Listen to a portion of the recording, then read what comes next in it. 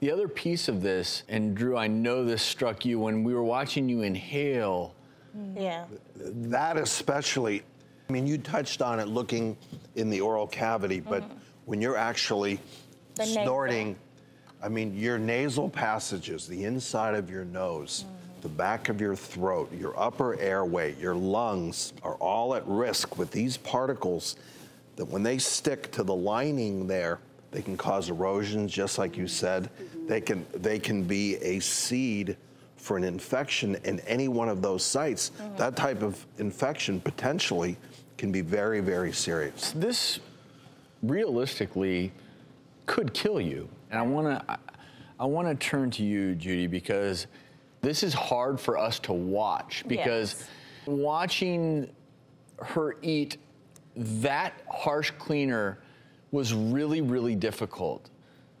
And yet it happens. Yes, yes, and pica is a more rare problem, but it does occur, and there's different substances that people ingest, and we do know some factors for why it might happen in the first place. So how old were you when you started this? I was 14 years old. Okay, you were 14. So what we know is that sometimes there is a link to compulsiveness, meaning if you have perfectionistic tendencies, you really have to have everything ducks in a row, you really are a little bit rigid. Like, there are actual imaging studies that show that individuals with obsessive compulsive disorder, for example, their brains look very similar to people who also have symptoms of pica. Okay. So that's one thing.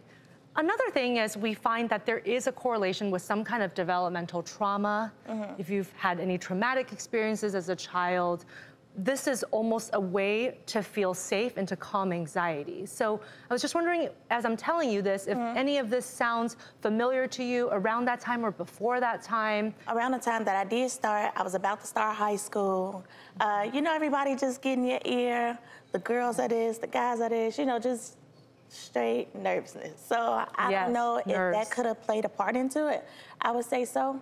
But I guess once you already were in the groove, I never even thought about stopping. You know, it's like, okay, it just became part of my normal routine. How did you pick Comet? My mom, I mean, she cleans. But she always used to clean with Ajax, and I used to love the smell of Ajax first. But once she found out that I was smelling Ajax, she stopped buying it. How do you feel now that you know that your blood work is actually being affected and the inside is being affected? It's like a slap in the face, because you know that something could happen, but I guess you never really take it serious until something does happen. But with this, it seems like it could be a silent killer, and that's why I think my husband is so worried, because one minute I'm gonna be okay, and the next I won't. You're here on our stage, hopefully because you want help. Are you ready? I'm ready. I do have a baby, and I need to be here for him. And I can't be in no hospital bed. I can't be, you know, none of that. And you know, it's a vicious cycle too, because when you're eating the Comet and it's causing erosions and you're losing blood and you have this anemia now, which is this low blood count, it's gonna actually trigger you to crave these non-nutritive substances. That's what we call pica.